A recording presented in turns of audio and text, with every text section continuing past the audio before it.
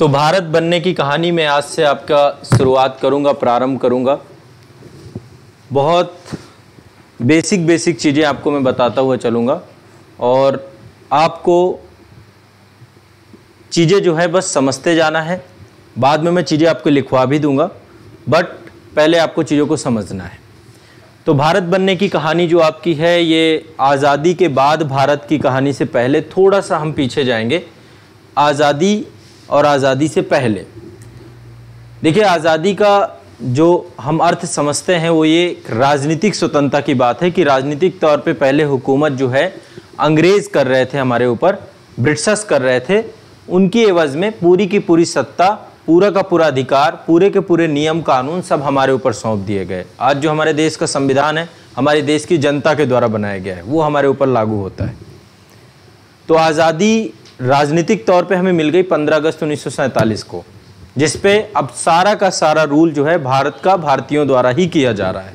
उससे पहले ऐसी व्यवस्था नहीं थी, लेकिन आज़ादी ने एक दंश भी दिया, वो दंश था विभाजन का। तो आज के सेशन में मैं आपको थोड़ा सा समझाने का प्रयास करूंगा कि विभाजन को लेकर के जो स्थितियां बनी उनको एक बार समझने का प्रयास करेंगे। ये तत्कालीन वो न्यूज़पेपर हैं, जब देश आज़ाद हुआ था तो ये खबरें छपी थी उस समय, है ना, इंडिया इंडिपेंडेंस को लेकर के पूरा का पूरा उस दौरान जो है ये तत्कालीन समय में। तो देखिए, भारत का स्वरूप समय समय पे बदलता रहा है। ये प्रारंभिक स्वरूप था अखंड भारत का सपना जो हम लिए हुए थे 15 अगस्त 1947 को, पूरी तरीके से टूट गया, क्योंकि भारत और ज़्यादा खंडित हो गया और ज़्यादा विभाजित होकर चला गया। ये आपका उस समय का भारत है जब देश आज़ाद नहीं हुआ था, आज़ादी के पहले का जस्ट भारत है। यहाँ पे आप देख रहे हैं रेड कलर से जो भी आप चीज़ें देख रहे हैं, ये आपकी रियासतें हैं, उस समय की छोटी छोटी रियासतें हैं। और आप सोचिए कि अंग्रेज़ों ने किस तरीके से भारत को खंडित करके गए थे। ये रियासतें अपने आप में स्वतंत्र बिहेव करने के लिए उनको पूरी तरीके का राइट दे करके गए थे भारतीय स्वतंत्रता अधिनियम में। और ये ब्रिटिश प्रांत आप देख रहे हैं, और बाद में इनमें भी विभाजनकारी शक्तियाँ, एक कह सकते हैं आपकी कुछ ये वाला जो स्वरूप आप देख रहे हैं, ये आप मैप देख रहे हैं 1947 से जस्ट पहले का भारत आपका, ये जितनी भी रियासतें हैं, और ये आपका मैप है विभाजन के समय का। यहाँ पे आप देखेंगे ये दो राष्ट्र बने थे आपका। पहला राष्ट्र आपका ये पाकिस्तान बनाया गया, और यहाँ पे देखिए कई सारे रियासतें हैं। ये 1947 की घटना है। इन रियासतों का कहीं पर भी विलय नहीं हुआ था। जैसे ये बलूचिस्तान का ये क्षेत्र भी काफ़ी लंबे समय तक ये उपापोह में था कि वो पाकिस्तान में नहीं मिलना चाहता था। आज भी वहाँ पे स्थिति डावाडोल है। कश्मीर ने भी सही डिसीजन नहीं लिया था, हैदराबाद ने एक सही डिसीजन नहीं लिया था। और ये आपको पता है जूनागढ़ यहाँ पे पड़ता है आपका, ये जूनागढ़ वाला क्षेत्र, इसने भी सही डिसीजन नहीं लिया था। 3 डिसीजन नहीं लिए गए थे, और उन 3 डिसीजंस के दंश में 2 को तो 1948 में जूनागढ़ को विलय कर लिया गया था, और इसके बाद ऑपरेशन पोलो चलाया गया था। हैदराबाद का भी विलय 1948 में हो गया। कश्मीर समस्या, कश्मीर ने विलय तो कर लिया, लेकिन एटलीस्ट बाद में डिसीजन थोड़ा सा इतना डिले हो गया कि पाकिस्तान के द्वारा इस पे कब्जा कर लिया गया। काफ़ी हिस्सा पाकिस्तान के पास है। सिक्किम का विलय जो हुआ वो 1975 को हुआ था। ठीक है, तो ये कुछ छोटे छोटे क्षेत्र थे, और भी बहुत सारी घटनाएं हैं, चर्चाएं हैं, तो आप सभी को वो सारी चीज़ें बीच बीच में मैं आपको बताता जाऊँगा। यहाँ पे आप देख रहे हैं जो विभाजन हुआ आपका, विभाजन आमतौर पे ये तो मुस्लिम बहुल क्षेत्र थे, तो धर्म के आधार पे पाकिस्तान का विभाजन हुआ, लेकिन बहुत सारे क्षेत्र ऐसे भी थे जो मुस्लिम बहुल क्षेत्र नहीं थे। जैसे कि लाइक पंजाब वाला रीजन जो था आपका, ठीक है, पंजाब वाले रीजन में धार्मिक तौर पे देखें तो यहाँ पर ये जो पूरा का पूरा विभाजन, ये वाला हिस्सा जो आपका गया है, ठीक है, मैं यहाँ पे एक बार आपको दिखाता हूँ। ये पूरा का पूरा बेल्ट आपका, ये पंजाब हुआ करता था एक समय, ये हिमाचल प्रदेश, ये पूरा का पूरा हरियाणा, और इधर भी पाकिस्तान में जो सिंध वाला क्षेत्र है, ये पूरा पंजाब हुआ करता था।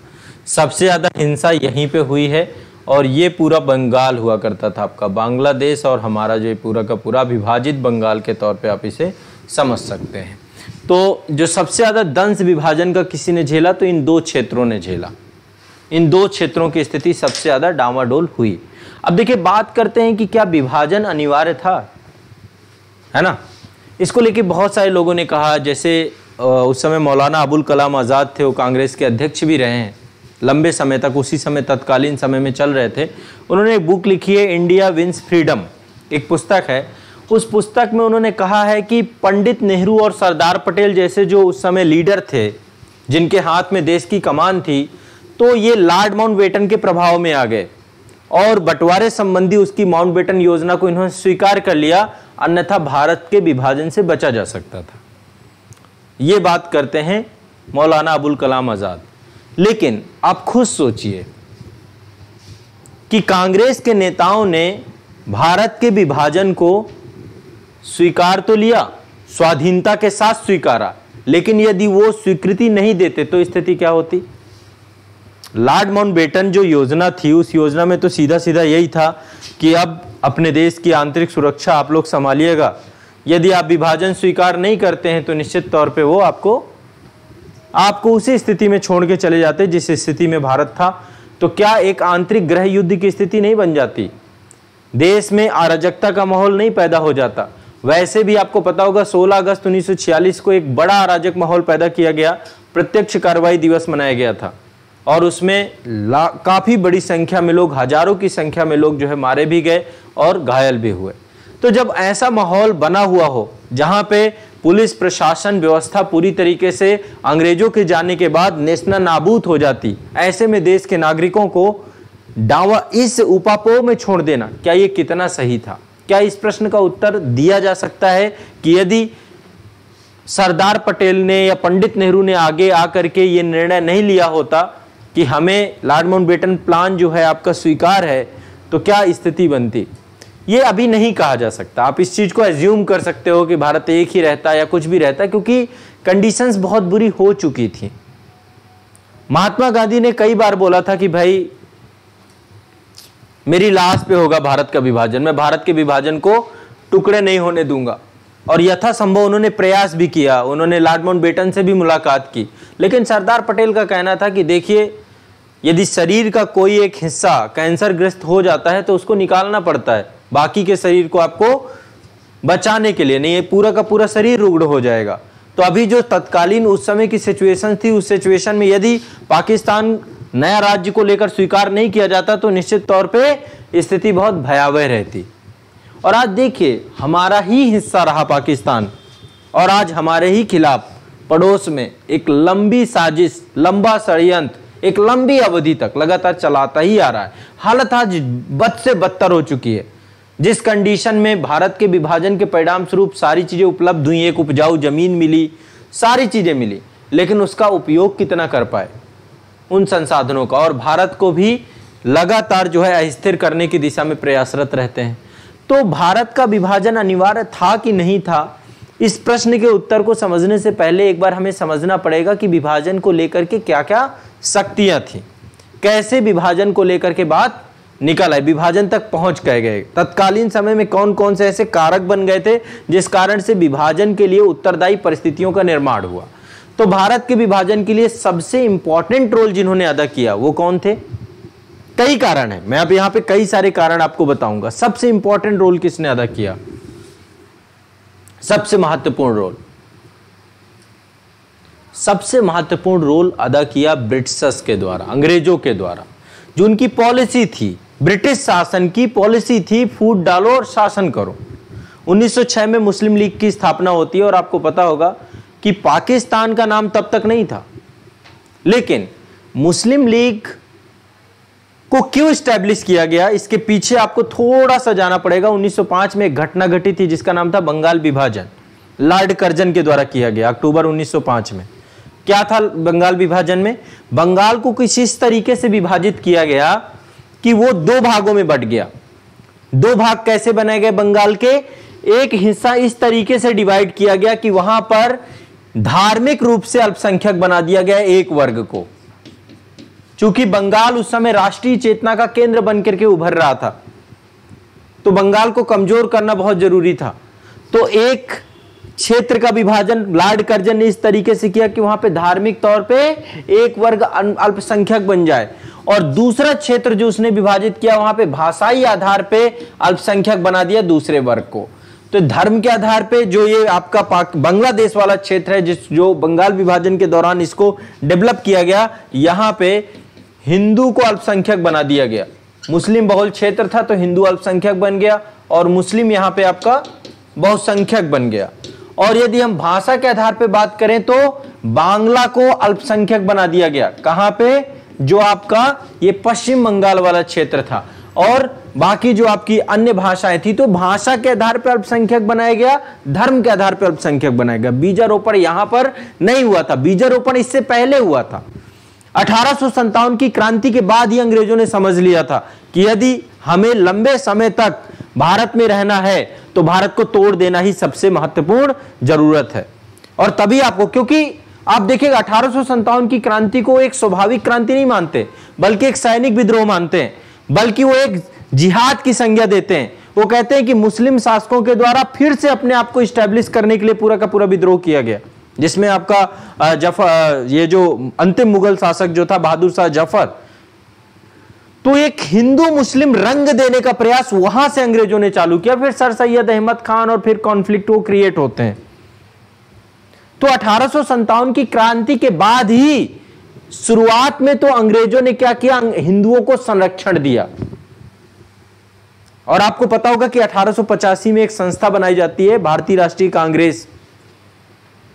धीरे धीरे वो संस्था क्या होती है, आपकी एम्पावर्ड होती जाती है, बढ़ती जाती है। तो कहा कि भाई ये बात नहीं बनेगी, एक ही संस्था से बात नहीं बनेगी, एक दूसरी संस्था भी लेकर के आइए।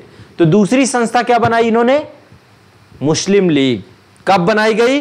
1906 में, ताकि इन दोनों धर्मों के बीच क्या हो जाए, दूरियां बढ़ती चली जाए, दोनों को महत्वाकांक्षाओं के जाल में फंसा दिया जाए। तो देखिए सबसे इंपॉर्टेंट जो पॉलिसी, आज देश का जो विभाजन हुआ या जो सांप्रदायिक माहौल आज बना हुआ है, उस माहौल में सबसे बड़े कारक अंग्रेज हैं। उनकी फूट डालो राज करो की नीतियां हैं। और इसके बाद 1916 में लखनऊ समझौता होता है। आपको पता होगा उसमें गरमपंथी और नरमपंथी दोनों आपस में मिल जाते हैं। उस लखनऊ समझौते में पहली बार जो है कांग्रेस की, कह सकते हैं कि कांग्रेस का एक, यहां पे कांग्रेस की भी बहुत सारी कमियां मैं आगे आपको बताऊंगा, एक कारक वो भी रहा कि 1916 में ही अंग्रेजों को पृथक निर्वाचक मंडल, यानी कि अलग से उनको निर्वाचक मंडल, इन सबकी डिमांड मांगनी चालू कर दी जाती है। और जब इनकी डिमांड मांगनी चालू कर दी जाती है, इसके बाद 1909 में आपको पता है मार्ले मिंटो सुधार आता है। मार्ले मिंटो सुधार में पृथक निर्वाचक मंडल की बात होती है अंग्रेजों के द्वारा, किसको? मुस्लिमों के लिए। 1916 में लखनऊ समझौते में उसको स्वीकृति प्रदान कर दी जाती है। और इसके बाद उसी का विस्तार होता चला जाता है। 1919 के अधिनियम में, 1935 के अधिनियम में लगातार विस्तार होता चला जाता है। और वो विस्तार की सोच के कारण ही आपको पता होगा कि 1930 में एक पर्सन था जिसका नाम था रहमत अली। आप लोगों ने नाम सुना होगा। 1933 में जो है आपका रहमत अली के द्वारा सबसे पहला विचार दिया गया। ठीक है, 1933 में। नाम क्या था उसका? रहमत अली। मैं आपको एक बार दिखाता हूं। पाकिस्तान का विचार, वो 5 राज्यों के तौर पे, हाँ ये है वो व्यक्ति जो पहली बार पाकिस्तान का कॉन्सेप्ट लेकर के आएगी। इससे पहले 1930 में उर्दू कवि इकबाल के द्वारा भी पाकिस्तान की बात कही जाती है, इसीलिए पाकिस्तान के विचार का जनक कहा जाता है इकबाल को। तो कहने का मतलब यह था कि शुरुआत यहां से बीजारोपण पड़ता गया। शुरुआत में तो बहुत गंभीरता के साथ इसे लिया नहीं गया, लेकिन जब 1935 का अधिनियम धीरे धीरे निष्प्रभावी होने लगा। निष्प्रभावी कैसे होने लगा? बहुत सारे कानून को तो बहुत विस्तृत बनाया गया था, लेकिन बहुत सारे पहलू उसके लागू ही नहीं हो रहे थे, जैसे अखिल भारतीय संघ की स्थापना। तो कहीं ना कहीं पे ये लगा कि मुसलमानों के लिए एक अलग मंच होना चाहिए। वहां से कॉन्सेप्ट निकल के आया, क्योंकि जो चुनाव हुआ था, चुनाव में कांग्रेस एक बड़ी पार्टी बन के निभरी थी, है ना। तो एटलीस्ट लगातार डे बाय डे जो है एक जो सोच है। और इसके बाद 22 से 23 मार्च 1940 में लाहौर अधिवेशन होता है। उस लाहौर अधिवेशन में मोहम्मद अली जिन्ना के द्वारा एक प्रस्ताव लाया जाता है, पाकिस्तान की स्पष्ट मांग की जाती है। और जिन्ना उसमें बोलते हैं कि जब तक एक अलग मुस्लिम राष्ट्र नहीं बन जाएगा तब तक उसके अतिरिक्त तो कुछ भी स्वीकार नहीं करेंगे, क्योंकि द्वितीय विश्व युद्ध चल रहा था, स्थितियां एक तरीके से बदल रही थी। कांग्रेस के द्वारा पूरी तरीके से इस्तीफा दे दिया गया था, 28 महीनों की सरकार चली और उसके बाद मंत्रिमंडल से सामूहिक तौर पे इस्तीफा दे दिया गया, जिन्ना के द्वारा मुक्ति दिवस के तौर पे इसे मनाया गया। तो एटलीस्ट ये पूरा का पूरा एक सीक्वेंस है जो 1857 की क्रांति से प्रारंभ होता है और अंग्रेजों के दिमाग में एक बात चल रही थी कि यदि एकजुट रहे, एक साथ रहे, तो हमारी सत्ता कायम नहीं रह पाएगी। और उसके बाद नीतियां, पॉलिसी, पहले हिंदुओं को समर्थन देना, कहीं पे मुसलमानों को समर्थन देना, फिर कहीं हिंदुओं को आपस में तोड़ने का प्रयास लगातार किया जाता रहा। 1857 के पहले तो आपको पता ही है, शासक भी मुस्लिम थे। अंग्रेजों का प्रभुत्व जरूर था, लेकिन तब भी बहादुर शाह जफर पूरी तरीके से देखा जाए तो नाम मात्र का ही शासक बचा था और हिंदू भी शासक थे इस देश में। और दोनों बहुत प्रेम से, कभी भी सांप्रदायिक दंगे जैसी स्थिति नहीं बनी उसके पहले। ये तो अंग्रेजों के द्वारा फिर इसको डेवलप करना चालू किया गया। तो एटलीस्ट पहला कारण यदि कोई किसी को बोला जाएगा तो पहला कारण आपका कौन होगा? अंग्रेज। अंग्रेज ही एक कारण थे जिन्होंने ये सारा कुछ किया, ठीक है। और लगातार जो है पाकिस्तान की मांग का ही परिणाम रहा कि देश में सांप्रदायिक दंगे लगातार बढ़ते चले गए, ठीक है। फिर अंतरिम सरकार बनी, अंतरिम सरकार में मुस्लिम लीग के कुछ सदस्यों को शामिल किया गया, फिर उनसे भी बात नहीं बन पाई, है ना। और धीरे धीरे धीरे धीरे आकर के कंडीशंस पाकिस्तान के स्वरूप के बनने पर हुई। ये तो पहला रोल रहा अंग्रेजों का। दूसरा, कांग्रेस का भी बहुत सारा रोल रहा।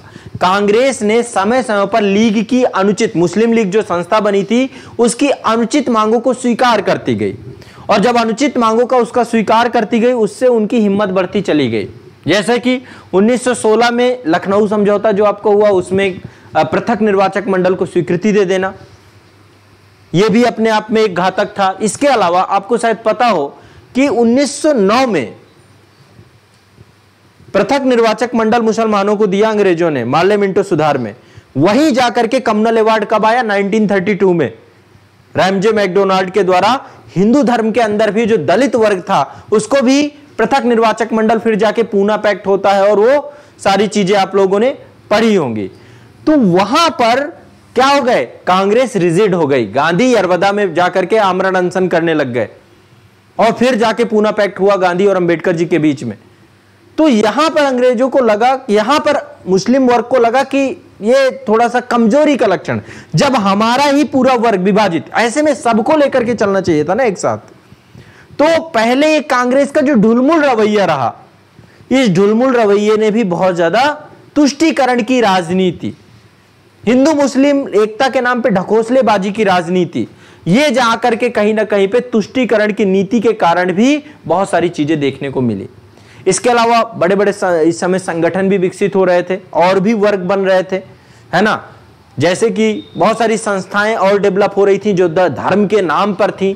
तो सांप्रदायिक समस्या का हल नहीं हो रहा था, निदान नहीं हो रहा था, बल्कि लगातार सांप्रदायिक समस्या बढ़ती जा रही थी, ठीक है। तो एक आपको ये भी, मतलब कांग्रेस भी बहुत जिम्मेदार संस्था है।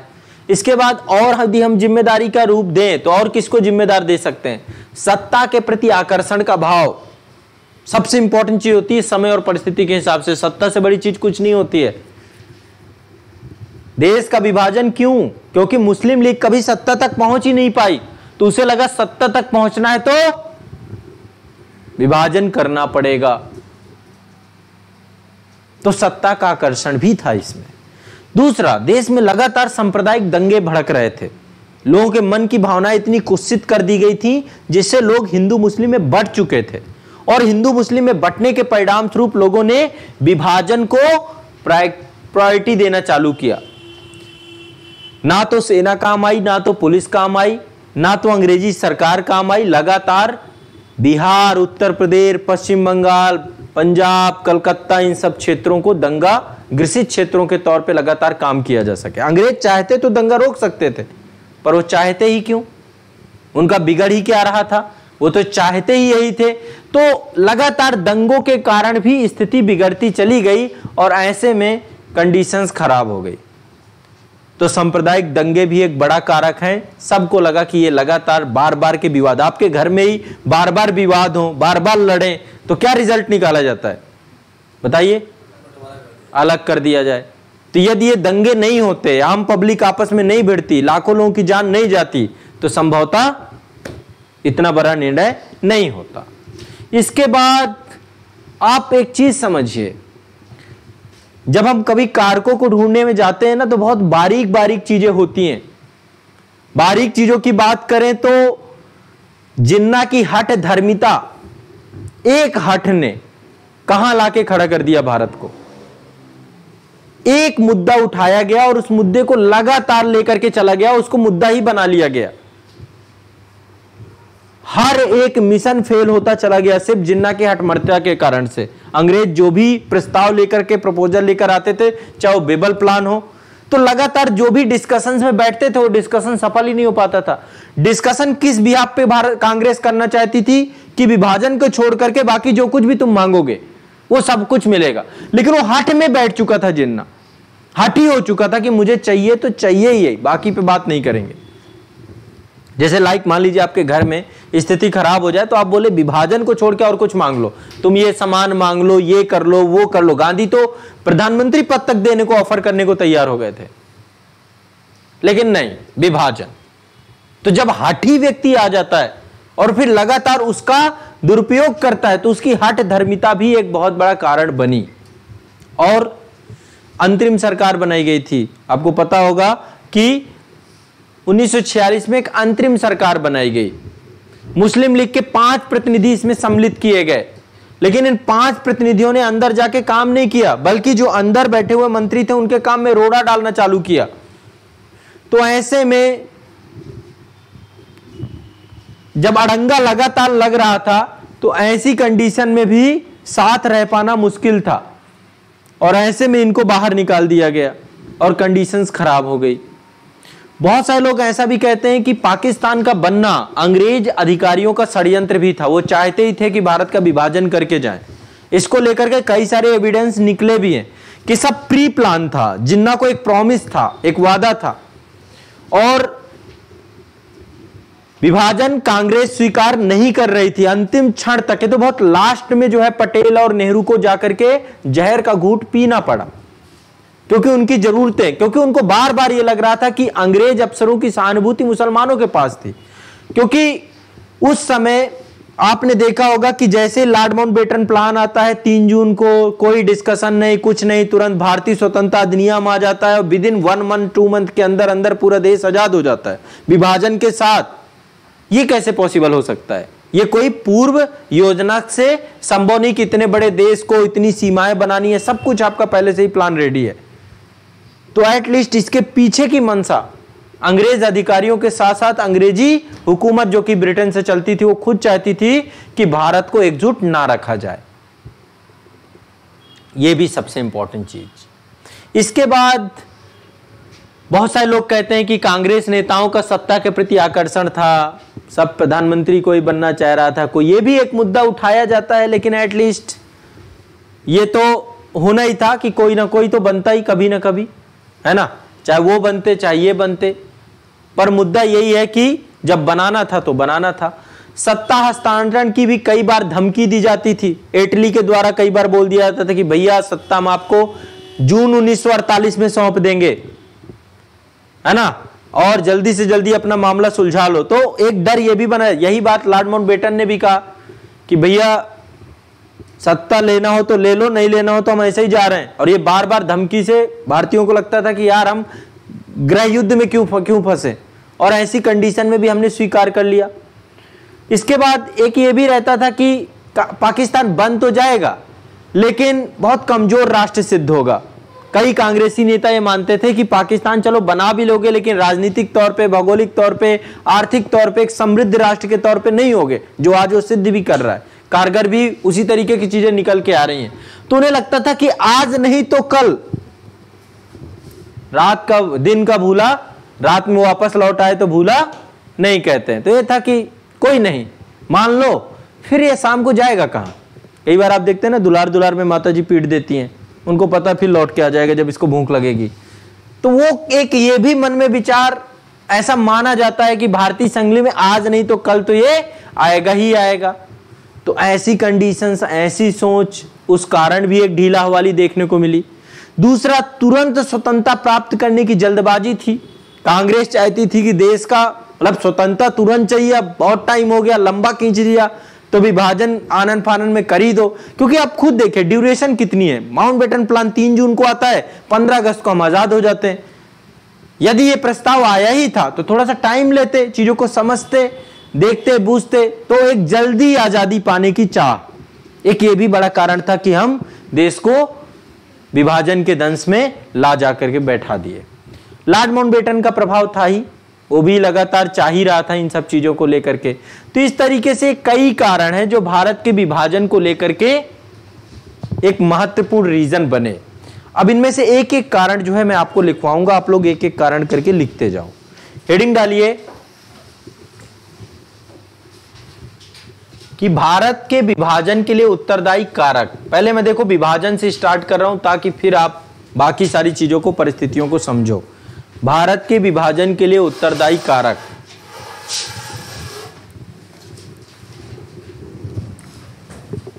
सबसे पहला कारक क्या मैंने बताया आपको?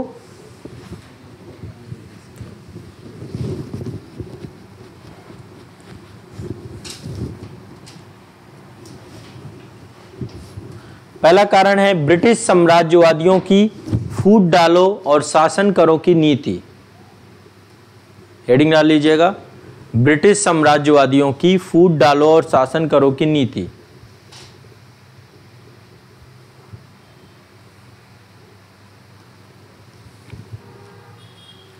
फूट डालो और शासन करो की नीति।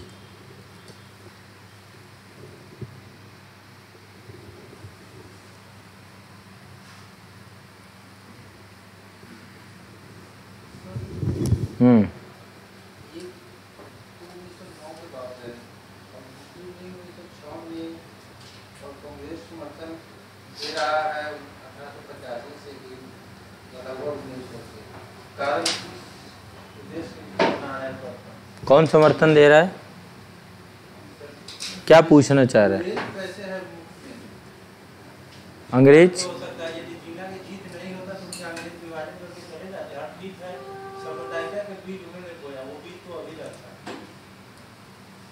वो भी पीछे से भी कुछ है, लेकिन जिन्ना जीत से यदि खत्म हो जाते, मान जाते, तो क्या कारण जिन्ना नहीं रख सकते? जिन्ना भी है। मैं तो 10 कारण लिखवा रहा हूँ आपको, एक तो लिखवा ही नहीं रहा हूँ। मुख्य कारण तत्कालिक परिस्थितियां होती हैं। तत्कालिक परिस्थितियां ऐसी बन गई थी। भारत छोड़ो आंदोलन का प्रभाव उस समय चल ही रहा था लगातार। नैवी विद्रोह आपको पता होगा, एटलीस्ट हुआ था 19, सबसे अंतिम विद्रोह था नौसेना विद्रोह। अंग्रेज क्यों गए? क्योंकि उनके पैर कांप गए। वो जाना क्यों? अचानक कैसे अंग्रेज चले गए? अचानक कैसे? द्वितीय विश्व युद्ध में एक तरीके से हालत खस्ता हो चुकी थी उनकी, अर्थव्यवस्था उनकी पूरी तरीके से चरमरा रही थी। द्वितीय विश्व युद्ध ने उनको समझा दिया कि पूरे विश्व को इस तरीके से शोषण करना कल के दिन उनका पूरा समूल विनाश कर सकता है। दूसरा, भारत छोड़ो आंदोलन के बाद लगातार दूसरा आजाद हिंद फौज उधर लगी हुई थी। इधर नेवी विद्रोह जब हो गया तो सेना में ही विद्रोह होना चालू हो गया। तो उस समय की तत्कालिक परिस्थितियां उनके जाने की परिस्थितियों को तैयार कर दिया। इसके अलावा अदर भी कारण है, यूनाइटेड नेशन का बन जाना, अमेरिका का भी कहते हैं दबाव था उसमें। लेकिन विभाजन के पीछे का जो कारक है, आप समझिए कि ये कमिटमेंट होते हैं। बीज एक दिन में नहीं पैदा होता है, जिन्ना के मन में भाव एक दिन में नहीं पैदा हुआ। ये सब धीरे धीरे परिस्थिति, बस आपके घर में कोई घटना घट रही है तो उस घटना के पीछे कई सारे पुराने कारण, बहुत सारे जिम्मेदार होंगे, आपको उनको समझना होगा। तो यहां तो हम जड़ पे जा रहे हैं ना, कि जड़ कहां से चालू होती है सांप्रदायिकता की, और उसी का जहर आप अंतिम तौर पे विभाजन को देखते हैं, है ना। तो यहां पे हम 10 कारण लिख रहे हैं, उसमें जिन्ना भी बड़ा कारण है, बिल्कुल जिन्ना की हठ धर्मिता है कारण, क्योंकि मुसलमान तो मुस्लिम लीग कांग्रेस में भी थे ना। खान अब्दुल गफ्फार खान थे, मौलाना अबुल कलाम आजाद थे, या भारत के अंदर लगभग आप देखें जितने लोग पाकिस्तान गए उतने ही तो भारत में रह रहे हैं, तो वो भी तो मुसलमान ही है ना। और वो तो विभाजन नहीं चाहते थे ना, उन्होंने स्वेच्छा से भारत को चुना ना। तो यहां पे तो एक हठ धर्मिता के कारण, मूल कारण देखे तो उस समय जिन्ना एक महत्वपूर्ण फोकस्ड कारण थे, क्योंकि वही नहीं मान रहे थे, बाकी सब मान चुके थे। गांधी बार बार उन्हें रोक रहे थे और 1947 तक प्रयास किया गया लेकिन एटलीस्ट जब लगा कि अब ये व्यक्ति नहीं मानेगा, ये दंगों में उतर आया है, मारपीट में उतर आया है, तो अंततोगत्वा हमें डिसीजन लेना ही पड़ेगा। और विभाजन एक बड़ा कारक बना। अच्छा, जिन्ना क्यों बार बार उठ रहे थे? क्योंकि उनको जन समर्थन प्राप्त था। उन्होंने लोगों को एक ऐसा चांद दिखा दिया था, समझ रहे, मैं आपको बड़े बड़े सपने दिखा दूं, और उन सपनों की हकीकत कुछ नहीं थी धरातली स्तर पे, जो घृणा पे आधारित थे, जो हिंसा पे आधारित थे। पर लोगों में समझ कितनी होती है? लोगों को तो सिर्फ एक चिंगारी फूकनी होती है। जिन्होंने चिंगारी डाली, लोग उसमें जलते चले गए। तो पाकिस्तान में आज जो लोग रह रहे हैं, जो यहां से बाई चॉइस चले गए, आप कभी उनसे पूछेंगे तो विभाजन को लेकर उनके मन में भी नहीं है। आज जितनी पीड़ा हमें है ना कि देश विभाजित नहीं होता, तो शायद उतनी पीड़ा उनको भी है, क्योंकि उनको उस समय, ये कई बार होता है, डिसीजंस में टाइम लगता है, तो एटलीस्ट तत्कालीन उन्हें यही लगा। और जन समर्थन जब किसी लीडर को प्राप्त होता है, आपको क्या लगता है केवल जिन्ना के कहने भर से विभाजन हो जाता है ना? वो एक बड़ा जो है इन्फ्लुएंसर था उस समय का, जैसे गांधी इन्फ्लुएंसर थे। लोग गांधी की बातें क्यों मान जाते थे? अंग्रेज महात्मा गांधी को, इतना पतला दुबला व्यक्ति, उठा के जेल में डाल देते थे कई बार। क्यों मान जाते? उनको पता है कि इसके पीछे एक यूथ खड़ा है, जनता खड़ी है, हजारों लाखों लोग खड़े हैं, ये एक बार बुलाएगा। वही कंडीशन जिन्ना ने उस समय बनाई थी, लेकिन उसका बेस दूसरा था, गांधी का बेस दूसरा था। आधार की बात होती है, एक जो रक्तपात की बात कर रहा है, एक जो अहिंसा की बात कर रहा है, एक जो जोड़ने की बात कर रहा है, दूसरा संघर्ष की बात कर रहा है। तो तत्कालीन देखा जाए तो जिन्ना एक बड़ा कारक तो था ही, लेकिन हम सभी कारकों को देखेंगे। पहला है अंग्रेजों की फूट डालो शासन करो की नीति। देखो यहां पे ये भी आता है, जब आप कभी पढ़ेंगे, बहुत सारी पुस्तकों में ये भी जानकारी मिलती है कि जब लॉर्ड माउंटबेटन एक स्पेशलिस्ट थे, उससे पहले जो है लॉर्ड बेबल थे, और लॉर्ड बेबल थे, लॉर्ड लिनलिथगो थे, लॉर्ड लिनलिथगो पहले थे आपके, शायद लॉर्ड बेबल के बाद आए हैं लॉर्ड माउंटबेटन, है ना? एक बार ये थोड़ा सा देख लीजिएगा। तो लॉर्ड माउंटबेटन जब भारत आए, उनको सिर्फ इसीलिए भेजा गया कि सत्ता हस्तांतरित करनी है आपको, क्योंकि वो स्पेशलिस्ट इसी चीज को लेकर उनकी विशेषज्ञता थी। बर्मा भी जब आपका अलग हुआ तब भी उन्होंने किया, और दूसरा वो एक शाही परिवार से अपने आप को, अपना उनका जुड़ाव था। शाही परिवार यानी महारानी के परिवार से जुड़ाव थे। आपको ये पता होगा लॉर्ड माउंटबेटन का बाद में हत्या की गई, उनका भी मर्डर हुआ, है ना? उनको भी मार दिया किसी ने। वो एक जो है आइलैंड में थे, वहां पर वो मतलब एंजॉय करने परिवार के साथ गए, वहां पर उनकी बाद में हत्या हो जाती है। वो एक अलग मुद्दा है, वो उत्तरी आयरलैंड वाला मुद्दा, और आयरलैंड के कारण फिर बाद में शाही परिवार से ताल्लुकात के कारण से उनको बाद में उनका मर्डर होता है। तो लॉर्ड माउंटबेटन को भी नहीं पता है। बहुत सारे लोग ये भी कहते हैं कि लॉर्ड माउंटबेटन तो सिर्फ और सिर्फ एक जो है आपका क्या बोलते हैं, किसी के कंधे में जो बंदूक चलाते हैं, क्या मोहरा थे, एक मोहरा बनाए गए। अब कैसा मोहरा थे लॉर्ड माउंटबेटन? कहते हैं कि जब विभाजन के लिए लॉर्ड माउंटबेटन को भेजा गया और लॉर्ड माउंटबेटन ने यहां पे डिस्कशन चालू किया, क्योंकि बेबल समझ के चला गया था, सूंघ गया था यहां पे। उस समय भारत सचिव भी आपके जो थे, तो उसको समझ में आ गया था कि अब यहां पे मानने वाले नहीं है। कई चर्चाएं हो चुकी, इसके पहले क्रिप्स आ चुके थे, इसके बाद जो है आपका कैबिनेट मिशन योजना भी आ चुकी थी, जिसमें स्टेपर्ड के पैंथिक लॉरेंस और एबी अलेक्जेंडर ये सब लोग आ चुके थे। और इन्होंने भी, आपको पता होगा, संविधान सभा जो आपकी कैबिनेट मिशन योजना के तहत आए थे, उन्होंने भी अस्वीकार कर दिया था कि भैया हम भारत पाकिस्तान नहीं बनने देंगे, ये एक ही देश एक ही संविधान बनेगा, अलग अलग संविधान नहीं बनने वाले, अलग अलग संविधान सभा नहीं बनने वाली, एक ही संविधान सभा में सबको रहना पड़ेगा। तो एटलीस्ट उसको ये समझ में आ गया। फिर जब प्रत्यक्ष कार्रवाई दिवस हुआ, तब ये हो गया कि फाइनली इसको सत्ता हस्तांतरित करके विभाजन होगा ही होगा। इसके बावजूद भी बेटन ने काफी लंबे समय तक प्रयास किया, लॉर्ड माउंटबेटन ने, लेकिन कहते हैं कि जब बात नहीं बनी तो लॉर्ड माउंटबेटन ने एक प्लान बनाया। वो प्लान ही लॉर्ड माउंटबेटन प्लान था, जो 3 जून को बनाया गया, और फाइनली उसको लेकर के वो इंग्लैंड गया। यहां से जब इंग्लैंड गया, एक दिन में उसको पारित कर दिया। तो उसको लगा यार मैंने इतना अच्छा प्लान बना लिया। वो प्लान सबसे पहले यहां डिस्कस होता है। भारत में आपको पता अच्छे संबंध थे जवाहरलाल नेहरू से, लॉर्ड माउंटबेटन के, और क्योंकि इंग्लैंड में पढ़े थे जवाहरलाल नेहरू, तो कहते हैं कि एक चर्चा पर चर्चा के दौरान वो प्लान लीक हो गया। जवाहरलाल नेहरू को पता चल गया कि ये भारत छोड़ के जाने वाले हैं। तो ऐसे में आकर के उन्होंने डिस्कस किया, सरदार पटेल को बताया कि ऐसी ऐसी कंडीशंस बनने वाली है। अब उधर लॉर्ड माउंटबेटन उस प्लान को लेकर के ब्रिटेन जाते हैं, एक दिन में प्लान पास, कैसे पॉसिबल है? तो बेटन को लगा कि उसको वाहवाही भी की गई कि वाह क्या बात है। अब देखो पीछे की कहानी कुछ और है, पीछे की कहानी के बारे में बहुत सारी बातें निकल के आती हैं। तो वहां पे तो स्वीकार एक्सेप्ट कर दिया उन्होंने, वहां पे अधिनियम भी ले आए और उसे पारित कराने लग गए, सब कुछ हो गया। जब भेजा गया रेडक्लिफ को, तब सच्चाई खुल के आती है, क्योंकि रेडक्लिफ के पास बहुत न्यूनतम समय दिया गया था, 2 बड़ी बॉर्डर बनाना थी, और रेडक्लिफ को इतना कम समय दिया गया कि रेडक्लिफ को लगा ये तो नहीं हो सकता, ये पॉसिबल ही नहीं है। तब उसी समय जो भारत सचिव थे उनके द्वारा ये बोला गया कि क्या टेंशन ले रहे हो, तुम्हें क्या टेंशन है, तुम भी एक मोहरा ही हो, तुम्हें भी कुछ नहीं करना है, ये लो मैप, ये मानचित्र को बस अप्रूव कर देना है, ये रेडक्लिफ लाइन बन जाएगी। ये पहले ही सब लाइन वन खींच चुकी है, ये तो बस सब चल रहा है दिखावा, वास्तविकता कुछ और है। तो रेडक्लिफ को लगा कि शायद बेटन इस चीज को जानते हो, पर मुझे कम से कम बता देते। तो वो बेटन के पास पहुंचा कि भाई आपको कुछ पता है? उसने कहा क्या? बोला मुझे एक मैप दिया गया है, जिस मैप में बताया गया कि बस इसी को साइन मारना है, खत्म बात, एक साइन आपका भी लगेगा। तब उसे वास्तविकता का पता चलता है कि यार ये तो बड़ा धोखा हो गया। और धोखा किसके साथ हुआ? बेटन के साथ, क्योंकि उसकी मंशा ही नहीं थी ये। और उसको ये लगता था कि जब कभी भी भारत में सांप्रदायिकता का विषय उठेगा तो लोग मुझे जिंदगी भर याद करेंगे कि मैंने क्या जहर बो दिया, कैसे मैंने विभाजन करा दिया। जब उसे महसूस हुआ, कहते हैं ये प्लान पहले ही बन चुका था और ब्रिटिश हुकूमत के द्वारा ही बनाया गया, यानी कि किसी ने किसी से कमिटमेंट किया होगा कि तुम टेंशन ना लो, माहौल बिगाड़ के रखो, तुम्हें आजाद देश देंगे, और हिंद का विभाजन फिर करवाया गया।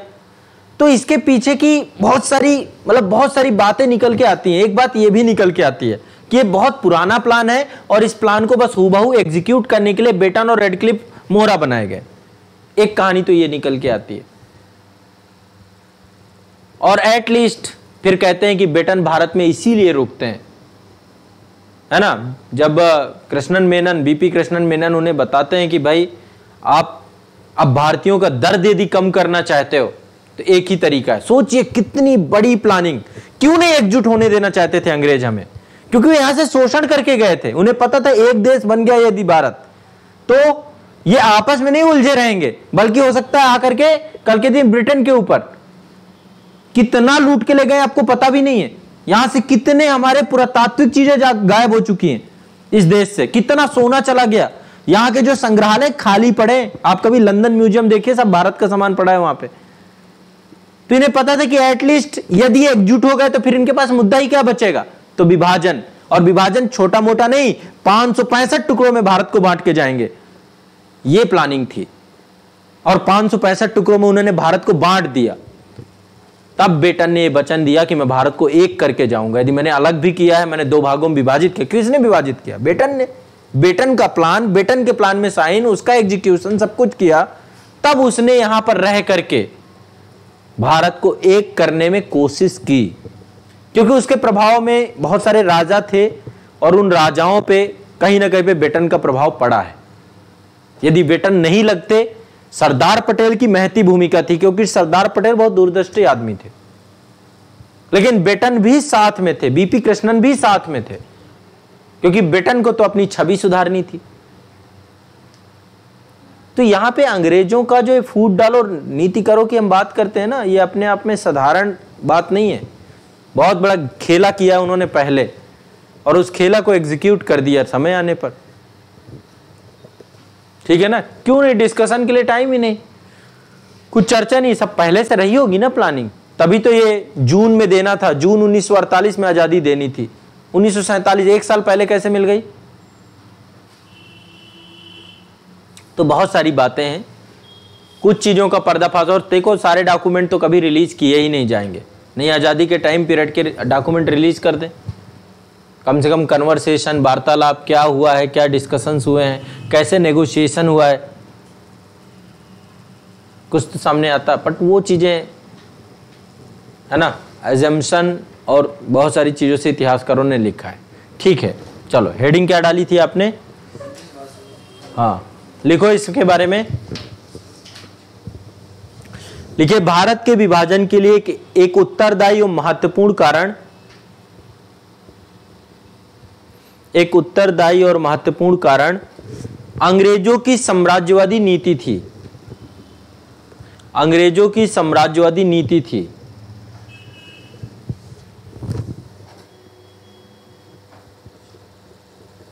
(1857) ईस्वी की क्रांति के पश्चात,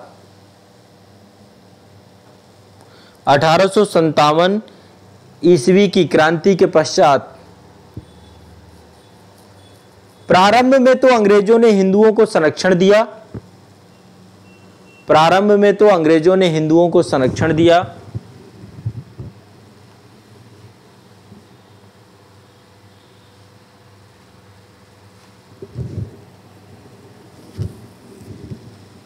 प्रारंभ में तो अंग्रेजों ने हिंदुओं को संरक्षण दिया, क्योंकि अंग्रेजों को ऐसा विश्वास था कि 1857 की क्रांति में मुसलमानों की प्रमुख भूमिका रही। 1857 की क्रांति में मुसलमानों की प्रमुख भूमिका रही। हिंदुओं को संरक्षण दिया, क्योंकि अंग्रेजों को ऐसा विश्वास था कि 1857 की क्रांति में मुसलमानों की प्रमुख भूमिका रही। अतः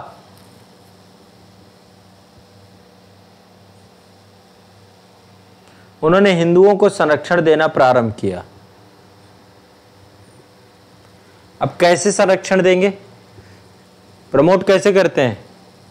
आज आप देखते हैं ना, जब कोई एक जाति आधारित पार्टी किसी सत्ता पे आती है तो फिर रिजल्ट किसी के आते हैं? जाति आधारित। बड़े बड़े पदों पे कौन बैठता है? जाति आधारित। तो कहने का मतलब क्या है कि जितनी मुस्लिमों के पास जागीरें थीं, बड़े बड़े जगीरदार थे, उनकी सब छीन करके हिंदुओं को देना चालू कर दिया। मुसलमानों को सरकारी नौकरियों से निकाल दिया। उनकी भाषा संस्कृत का बिल्कुल ध्यान नहीं रखा गया। धीरे धीरे हिंदुओं के लिए एक संगठन बना दिया गया। ये सब पहले क्या किया? उनको इग्नोर किया कि ये खतरा नहीं है। और जब उन्हें जब उन्होंने 1905 किया, ये जब उनको लगा हिंदू खतरा बन रहे हैं, जब बंगाल एक बड़ा केंद्र बन रहा था, तो उस केंद्र को विखंडित करने के लिए इन्होंने 1905 किया, बंगाल का विभाजन किया। तब इन्होंने लगा कि ये दोनों ही खतरे हैं, हिंदू भी खतरा है और मुसलमान भी खतरा है। किस लिए खतरा? तो फिर एक नया ग्रुप बना दिया, एक नया संगठन बना दिया। लॉर्ड मिंटो की बहुत बड़ी भूमिका है 1906 में, जो आपका मुस्लिम लीग बना है। बहुत सारे लोग तो, राजेंद्र प्रसाद तो कहते हैं कि मुस्लिम लीग बनाने में आगा खां की कोई भूमिका नहीं है, पाकिस्तान बनने में कोई भूमिका नहीं है आपकी, रहमत अली की, ना मोहम्मद इकबाल की, ना तो जिना की। लॉर्ड मिंटो की भूमिका है, क्योंकि उसकी उपज थी। और बाद में उसी ने 1909 में पृथक सांप्रदायिक मंडल जो लेकर के आया था, लॉर्ड मिंटो ही था उस समय। मार्ले मिंटो सुधार आया था ना, तो मिंटो, इसकी देन है भारत का विभाजन। तो लिखे,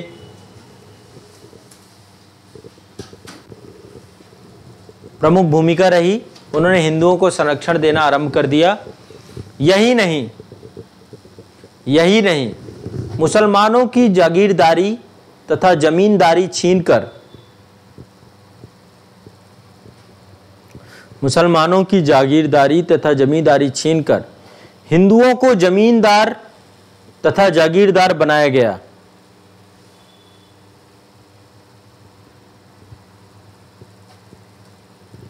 मुसलमानों को सरकारी नौकरियों से वंचित कर दिया गया।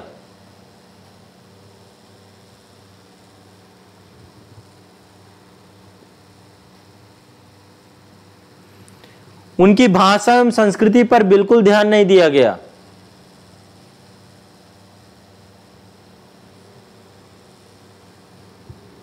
उनकी भाषा और संस्कृति पर बिल्कुल ध्यान नहीं दिया गया।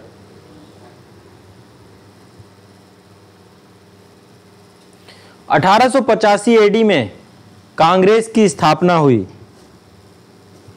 1885 एडी में कांग्रेस की स्थापना हुई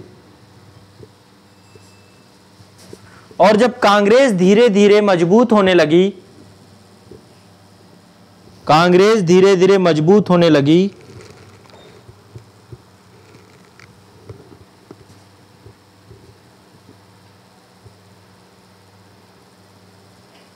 तो अंग्रेजों को अपनी नीति में परिवर्तन करना पड़ा। समझ में आ रही है ना चीजें?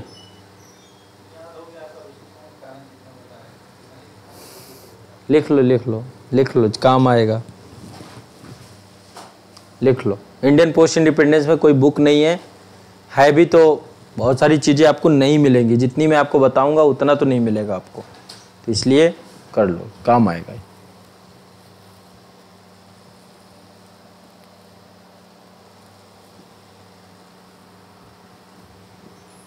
कहाँ पे?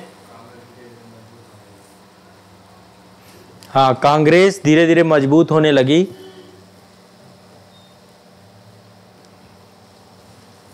तो अंग्रेजों ने अपनी नीति में परिवर्तन प्रारंभ कर दिया। सन 1906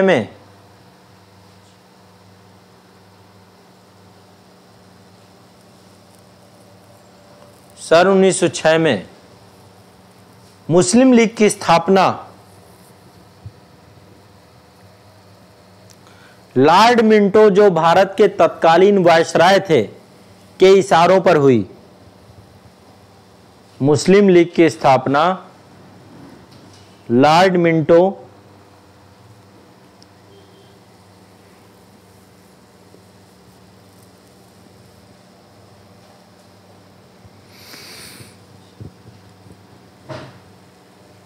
जो भारत के तत्कालीन वायसराय थे के इशारों पर हुई। तत्पश्चात 1909 में पृथक सांप्रदायिक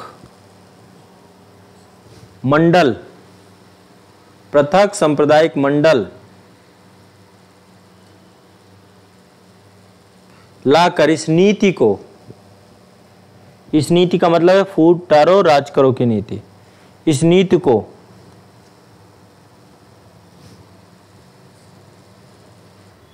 औपचारिक रूप से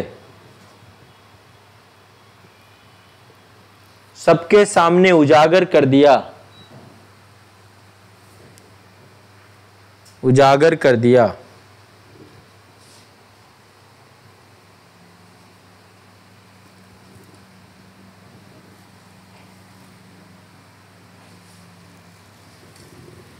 ठीक है, नेक्स्ट हेडिंग डालिए। दूसरा है आपका सांप्रदायिक दंगे और उपद्रव।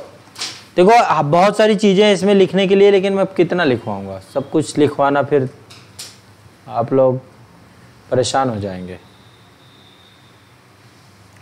सांप्रदायिक दंगे और आकर्षण। टारगेट तो सर लेके नहीं चल रहा है कि 30 दिसंबर तक खत्म नहीं करना है सर। मतलब ये कि 30 दिसंबर तक किसी भी कीमत पे खत्म करना है, टारगेट तो नहीं है सर। नहीं, मैं कीमत वाला शिक्षक नहीं हूँ, आगे भी बढ़ सकता है, ये ध्यान रखिएगा। कोई टारगेट नहीं है, मेरी क्लास का कोई टारगेट नहीं होता है। ठीक है, लिखिए सांप्रदायिक दंगे और लिखिए जब मुस्लिम लीग को संवैधानिक साधनों के माध्यम से, जब मुस्लिम लीग को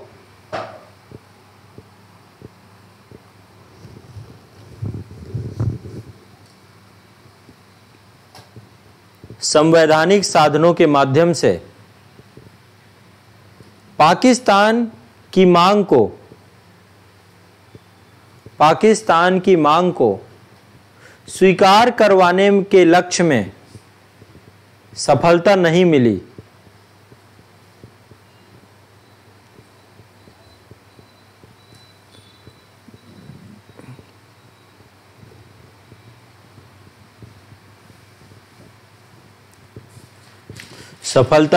तो उसने मुसलमानों को सांप्रदायिक उपद्रवों के लिए उत्तेजित किया। मुसलमानों को सांप्रदायिक उपद्रव के लिए उत्तेजित किया।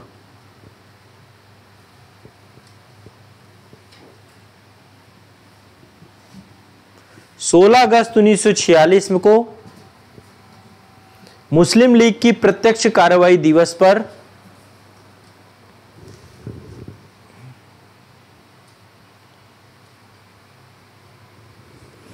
16 अगस्त 1946 को मुस्लिम लीग की प्रत्यक्ष कार्रवाई दिवस पर कलकत्ता में 7,000 व्यक्ति मारे गए।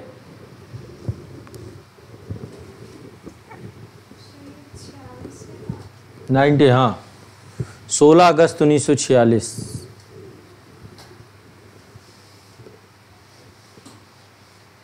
अगस्त में बहुत बड़ी बड़ी घटनाएं हुई हैं। अगस्त का महीना ऐतिहासिक, 15 अगस्त आज़ादी, असहयोग आंदोलन, भारत छोड़ो आंदोलन, आपका नेवी विद्रोह, ये सब सांप्रदायिकता की घटनाएं, बहुत सारी घटनाओं से जुड़ा हुआ है। 1800 बहुत सारी घटनाएं। अगस्त का महीना भारत के लिए दुर्भाग्यशाली भी रहा है और लकी भी रहा है, दोनों रूप में देख सकते हो। ठीक है, नेक्स्ट। इसी प्रकार की घटनाएं नोआखली और त्रिपुरा में भी हुई।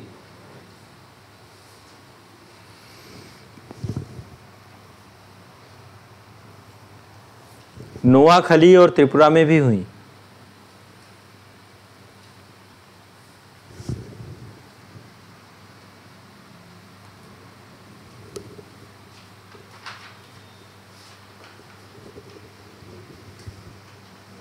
परिणाम स्वरूप भारत विभाजन के संबंध में कांग्रेस के दृष्टिकोण में परिवर्तन का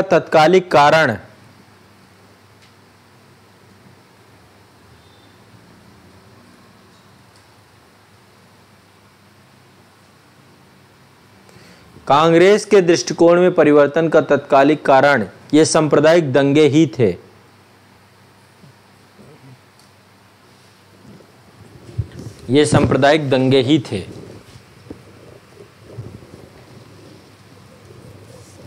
नेक्स्ट ट्रेंड डालिए, जिन्ना की हठधर्मिता।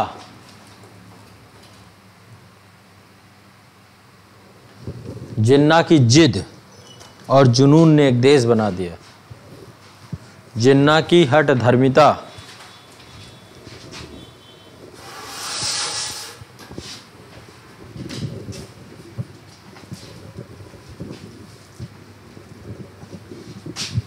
देखो, कांग्रेस का मोटिव क्या रहता था? कांग्रेस को ये लगता था कि हमारी लड़ाई किससे है?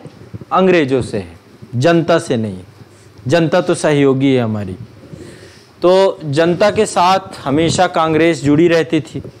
इसलिए जब भी राष्ट्रीय आंदोलन होते थे तो राष्ट्रीय आंदोलनों में मुसलमानों का सहयोग भी को लेकर के हमेशा कांग्रेस क्या करती थी? बातचीत का माध्यम चुनती थी। और जिन्ना इसी का अनुचित फायदा उठाता था। वो लगातार अपनी बातों को मनवाने के लिए मांग बढ़ाते रहता था।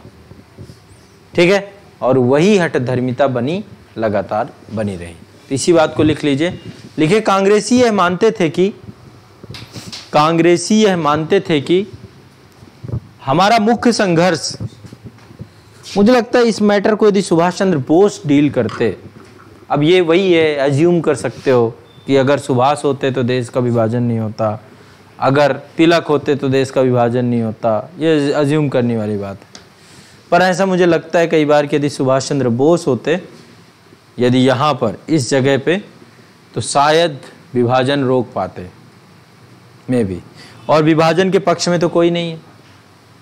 कोई चाहता है कि विभाजन हो जाए, देश दो टुकड़ों में बंट जाए, वो भी धर्म के नाम पे। मुझे जहाँ तक लगता है यदि इस देश का विभाजन नहीं हुआ होता तो शायद आज सांप्रदायिकता एक विषय ना बना होता ही नहीं। देश के अंदर इतने दंगे, उसकी कीमत बहुत बड़ी चुकानी पड़ी हमें। तो विभाजन नहीं होना चाहिए, विभाजन को भरसक प्रयास करना चाहिए था रोका जाने का, क्योंकि वो एक तत्कालिक एक व्यक्ति की सनक थी। ठीक है, उस सनक का दर्द आज भी हम झेल रहे हैं। भारत में भी तो मुस्लिम उतनी ही संख्या में रह रहे हैं, संख्या थोड़ा ना कम हो गई, लेकिन वो दर्द अब वो बना हुआ है, लगातार चल रहा है। थोड़ा सा भी मुद्दा होता है सब खड़े उठते हैं, है ना। तो दंगे जैसी परिस्थिति का कारक जो है काफ़ी हद तक तत्कालिक समय पे जो लीडर्स थे, अब उनको गलत ठहराना कहीं तक उचित तो नहीं लगता है, लेकिन फिर भी उनको कोशिश करनी चाहिए। गांधी इसीलिए लास्ट तक करते रहे और गांधी को लोग समझ नहीं पाए क्योंकि वो फ्यूचरिस्टिक पर्सन थे। उन्हें पता था कि जब हमारा ही समाज दो धड़ों में बट जाएगा, हम तो अपने समाज से, हमारा समाज एक धर्मीय समाज नहीं हो, भारत की विविधता को समझते थे कि विविधता को फिर कैसे संभालोगे जब अविश्वास की पार्टी इतनी बड़ी हो जाएगी तो। और आज उसी का दंड सब लोग देख रहे हैं। बड़ा मुद्दा नहीं है आज के टाइम पे। आप देखिए, चाहे बाबरी का मामला रहा हो, चाहे आज ज्ञान वापी का मामला हो, छोटी छोटी बातों पे आप देखिए कितना बस। अभी नुपुर शर्मा केस को लेकर के आप देखिए कितना मैटर गहमा गहमी हुआ। यही देश की आधी से ज़्यादा नहीं, आज हमारा देश कहाँ का कहाँ पहुँच गया होता। पाकिस्तान नहीं होता तो आज कंडीशंस क्या होती। 2 युद्ध लड़ पड़े, है ना, युद्धों में कितना खर्च किया हमने, वो बच जाता। सोचिए यदि पाकिस्तान नहीं बनता तो, ब्रेन स्टॉर्मिंग करिए तो कितना पैसा बच जाता। एक तो विभाजन में हमारे संसाधन चले गए, बांग्लादेश में पूरा का पूरा जो जूट इंडस्ट्री थी वो पूरा का पूरा शिफ्ट हो गई वहाँ पे। गंगा यमुना का दोआबी क्षेत्र, पूरा का पूरा गंगा ब्रह्मपुत्र का दोआबी क्षेत्र चला गया, एक पूरा फर्टाइल लैंड चला गया, सिंधु का फर्टाइल लैंड चला गया। वाटर डिस्ट्रीब्यूशंस को लेकर इतने विवाद अभी भी बने हुए हैं, मल्टीपल। देश के अंदर अविश्वास और शांति का वातावरण बना हुआ है। तो विभाजन नहीं होना चाहिए था। मतलब ये चीज़ आप कभी भी जाओगे तो तराजू में तौलोगे तो विभाजन से कोई फायदा नहीं हुआ है, नुकसान ही नुकसान है और आज भी नुकसान है। काश इतनी बड़ी आबादी एक साथ होते, पहले तो विश्व में नंबर 1 होते जनसंख्या के आधार पे लेकिन ग्रोथ हमारी कितनी होती, एक अच्छी खासी एग्रीकल्चर लैंड होती है हमारे पास, जल संसाधन उचित होते पर्याप्त, युद्धों से बच जाते, चीन का डर नहीं होता। आज चीन हमारी कमजोरी पकड़ के बैठा है ना, पाकिस्तान चढ़ गया ना पाकिस्तान में। और ये कोई एक दिन की समस्या, समुद्री सीमाएं असुरक्षित हो गई हमारी, स्थलीय सीमाएं हमारी असुरक्षित हो गई। कश्मीर विवाद एक नासूर बन के रह गया, कश्मीर का मुद्दा ही नहीं होता कभी न कभी। घाटी में सोचो लोगों ने कितनी कीमत चुकाई विभाजन की, तो ये सबसे बहुत बच जाते। और आज देश में हिंदू मुस्लिम नहीं हो रहा होता यदि विभाजन नहीं होता तो। फिर आपको लगेगा नहीं सर हो रहा था, हो ही जाने देता। अंतिम क्षण तक रोकना चाहिए, अंतिम क्षण तक रोकने का प्रयास भी किया गया। अच्छा, जैसे आपके घरों में होता है, पारिवारिक विघटन हुआ है कि नहीं हुआ, विभाजन, 2 चूल्हे जलने लग गए हों, एक चूल्हे की जगह 2 चूल्हे आ जाते हैं ना घरों में, उससे फायदा होता है नुकसान होता है? कैसे नुकसान होता है? हैं? फायदा होता है जैसे, हाँ चलो दोनों पक्ष न्यूक्लियर फैमिली हो जाते हैं। दूसरा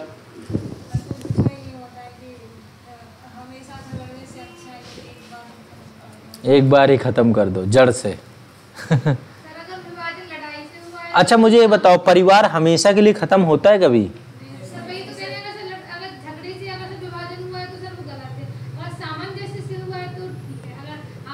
ये डिप्लोमेटिक आंसर झगड़े से विभाजन हुआ है तो वो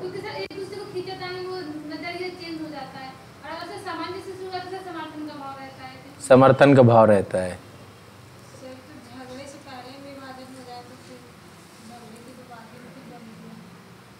सामंजस्य से भी विभाजन होते हैं, परिवारों में नहीं होते, कम होते हैं। अब आप कभी सोचिएगा इस बात को बैठ के कि परिवार, अब ये भी एक बड़ी समस्या है, अब न्यूक्लियर फैमिली जैसे डेवलप हो रही है। एक पूरा टॉपिक है आपका भारतीय समाज का, भारतीय समाज में पूरा टॉपिक आपको पढ़ाया जाएगा। पढ़ाया गया कि नहीं? ये नहीं पढ़ाया गया। पारिवारिक संरचना, परिवार हमारे समाज की सबसे मूल इकाई है और उस मूल इकाई का संयुक्त परिवार वर्सेस एकल परिवार, ये पूरा टॉपिक आपका बनता है। जॉइंट फैमिली वर्सेस, है ना? तो अब इसको लेकर के खुद सोचिएगा कि कौन सही है। थोड़ा सा 5-6 ब्रेन स्टॉर्मिंग के लिए मैं आपको दे रहा हूँ, इसमें ब्रेन स्टॉर्मिंग करिएगा। प्रोज एंड कॉन्स क्या है, क्या फायदा क्या नुकसान। सर मेरा एक पॉइंट ऑफ व्यू, हाँ, कि जैसे एक गांव होता है लाइक, तो काफ़ी उसमें परिवार रहते हैं, काफ़ी मेंबर्स रहते हैं, वो ठीक है मानते हैं कि वो, लेकिन अगर कोई दूसरा शहर में कमा रहा है किसी भी परिस्थिति के साथ, वहाँ पर न्यूक्लियर फैमिली मुझे लगती है कि ठीक है सही है, लेकिन गांव में होते हुए हम एक साथ क्यों रहते हैं? ठीक है, एक साथ क्यों रहते हैं? एक साथ रहने का कारण और अलग अलग होने का कारण, पहले इसे समझना पड़ेगा आपको। एक साथ क्यों रहते हैं? अच्छा, मानव समाज ने एक साथ रहना क्यों प्रारंभ किया होगा? इस पूरी सभ्यता, पहले तो जैसे जीव जंतु हैं, जानवर हैं, अलग अलग रह रहे हैं, अभी हमने क्यों प्रारंभ किया होगा एक साथ रहना? एक तो असुरक्षा की भावना इन्होंने बताई कि हम अपने आप को संगठित रखेंगे तो सुरक्षित रहेंगे, और संसाधनों का सही वितरण हो सके, समुचित वितरण हो सके, इसके लिए हमने अलग अलग एक साथ रहना चालू किया होगा। और आवश्यकता हमारी एक दूसरे के साथ निर्भरता से जुड़ी हुई है, तो इसके कारण, और सहयोग की भावना। ठीक है, अब ये चीज परिवार में अप्लाई करो। परिवार में एक साथ क्यों रहना चाहिए?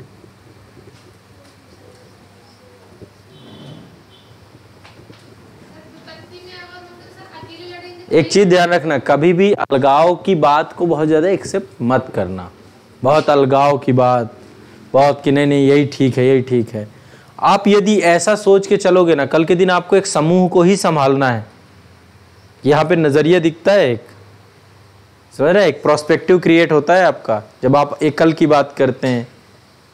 सोसाइटी कैसे चेंज हो रही है, वो बहुत सारे रीजन है। ग्लोबलाइजेशन का भी कारण हो सकता है, टीबी का भी कारण हो सकता है, मोबाइल का भी कारण हो सकता है, बहुत सारे कारण है। इंटरनेट का भी कारण हो सकता है, वैश्वीकरण का भी कारण हो सकता है, मल्टीपल कारण है जो आज हम न्यूक्लियर फैमिली में शिफ्ट हो रहे हैं। नगरीकरण का भी कारण हो सकता है, या भौतिकवादी समाज का भी कारक हो सकता है। लेकिन इसके प्रोज एंड कॉन्स आपको ये दोनों समझने पड़ेंगे।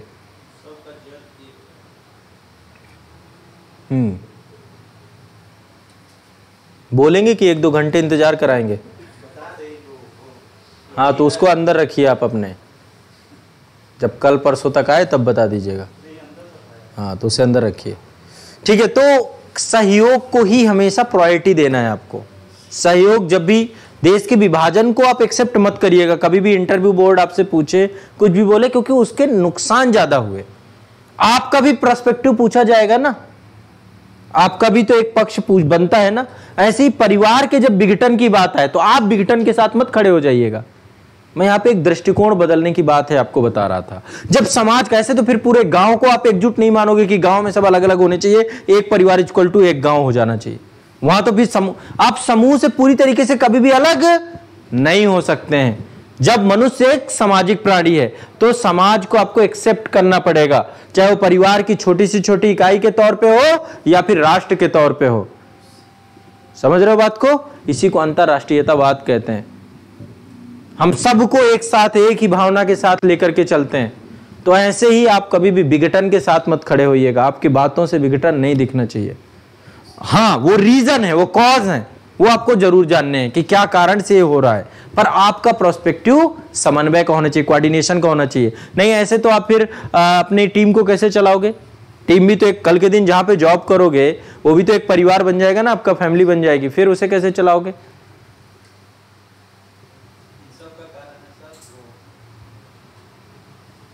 आगे अंदर से बाहर।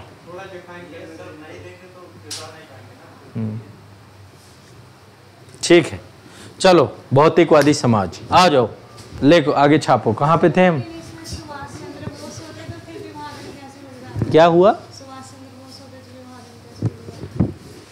लीडरशिप क्वालिटीज होती हैं। देखो, सुभाष में जो लीडिंग क्वालिटीज थी वो अलग थी थोड़ा सा।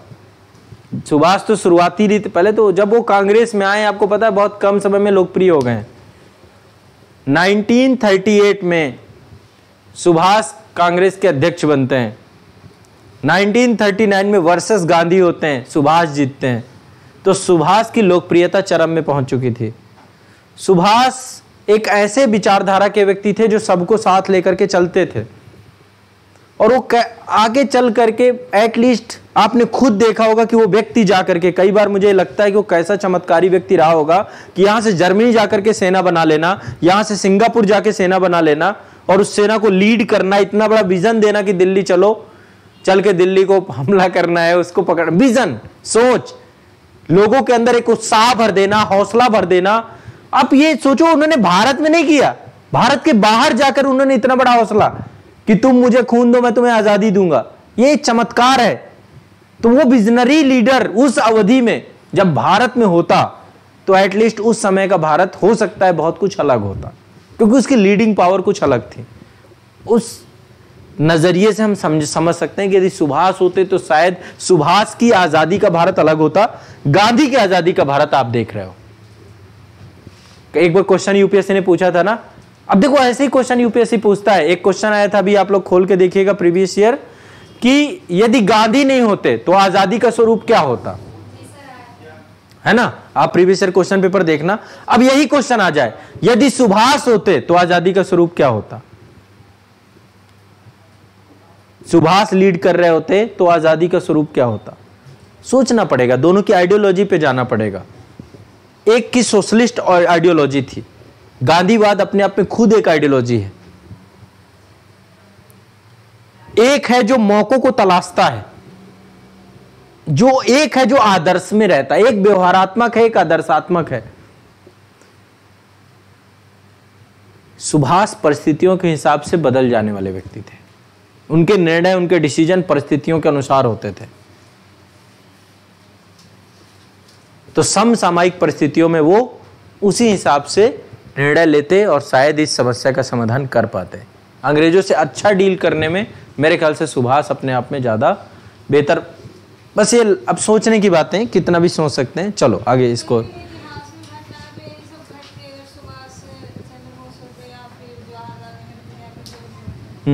इतिहास में यही घटनाएं घटती। ऐसा नहीं होता, लीडर जब बदलते हैं ना तो घटनाएं का रूप बदल जाता, एक ही जैसी घटना नहीं घटती। अभी आप देख रहे हो जो देश है हमारा भारत है, प्रधानमंत्री नरेंद्र मोदी जी के युग में, इसी से 2014 से पहले चला जाओ, अंतर्राष्ट्रीय स्तर पे क्या हालत थी। यही सेम कंडीशन में बैठे थे हम। देखते हो ना, लीडर चमत्कारिक होता है, लीडरशिप का फर्क पड़ता है। जब वो नेतृत्व बदलता है तो चीज़ें बदल जाती हैं। तो एक करिश्माई जादुई व्यक्तित्व जब बैठता है ना सत्ता में, गांधी भी एक करिश्माई व्यक्तित्व थे, पर गांधी की चलनी बंद हो गई थी उस टाइम तक, उस अवधि तक गांधी की सुनी नहीं जाती थी। गांधी तो खुद ही कह रहे थे कि मेरी लाश पे होगा देश का विभाजन, पर उनको स्वीकारता ही कौन था, सुनता ही कौन था। ठीक है, तो अलग विषय, क्योंकि कहीं ना कहीं पे वो प्रैक्टिकल अप्रोच वो बहुत जरूरी होता है। ठीक है, चलो अलग विषय है, अभी यहाँ पे इसको करते हैं। कहाँ पे हम लोग? कांग्रेस, हाँ, जिन्ना की हट बस ये हेडिंग डाली थी आप लोगों ने।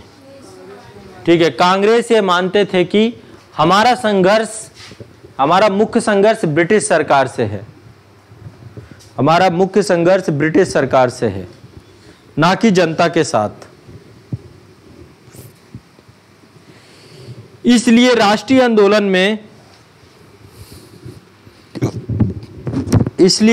आंदोलन में मुसलमानों का सहयोग प्राप्त करने के लिए, मुसलमानों का सहयोग प्राप्त करने के लिए और भारत की संवैधानिक समस्या का हल करने के लिए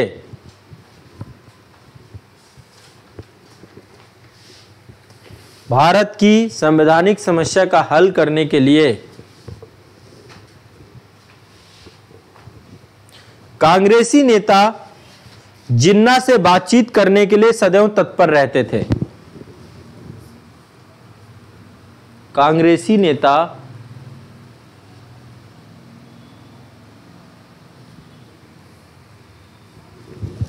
जिन्ना से बातचीत करने के लिए सदैव तत्पर रहते थे और उसकी मांग को पूरा करने का हर संभव प्रयास करते थे।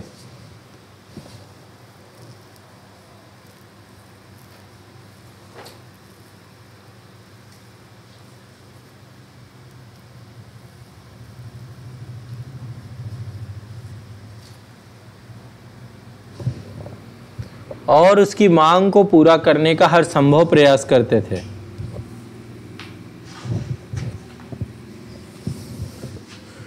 जिन्ना ने सदैव इस बात का अनुचित लाभ उठाया,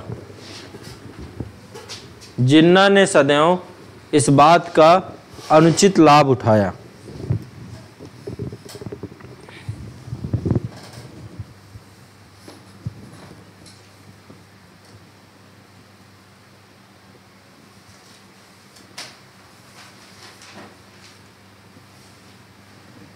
जिन्ना ने सर्वप्रथम नेहरू रिपोर्ट में 3 संशोधन प्रस्तुत किए। नेहरू रिपोर्ट में 3 संशोधन प्रस्तुत किए। उसके उपरांत 14 सूत्री मांगे प्रस्तुत की गई।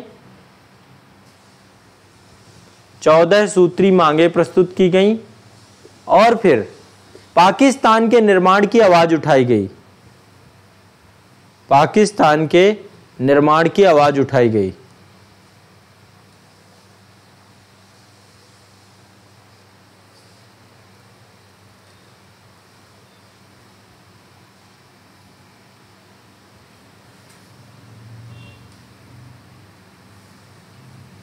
वे ऐसी किसी भी योजना को स्वीकार करने को तैयार नहीं थे जिन्होंने कैसा हट बना रखा था पता है? उन्हें चांद ही चाहिए था, वही तोड़ के लाओ। जैसा पाकिस्तान उन्हें चाहिए था वैसा ही पाकिस्तान चाहिए था, ऐसी हट थी। ये नहीं कि थोड़े बड़े में कोई नेगोशिएशन कर लें। इसीलिए लगातार जितने नेगोशिएशन हुए सब खत्म होते चले गए। ये हट था और ये हट लगातार बना रहा। वे ऐसी किसी भी योजना को स्वीकार करने को तैयार नहीं थे जिसमें उनकी इच्छानुसार पाकिस्तान देने की व्यवस्था ना की गई हो। जिसमें उनकी इच्छानुसार पाकिस्तान देने की व्यवस्था ना की गई हो। सन 1940 के उपरांत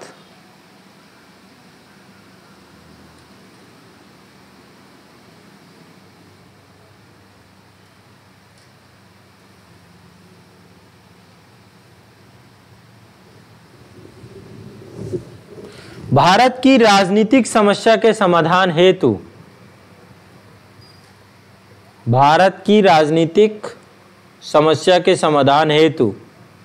राजगोपालाचारी योजना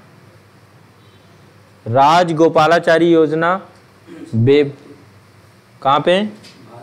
सन 1940 के उपरांत भारत की राजनीतिक समस्या के समाधान हेतु राजगोपालाचारी योजना, बेबल योजना, कैबिनेट मिशन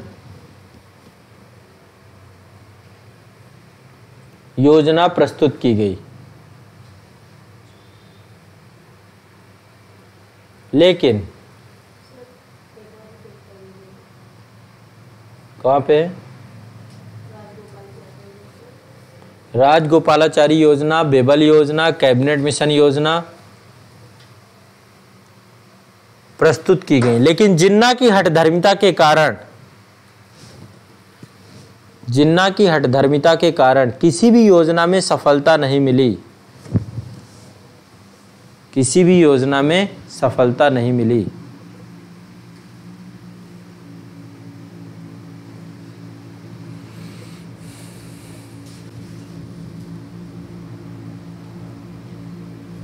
ठीक है, तो आज के लिए अभी इतना ही रखेंगे।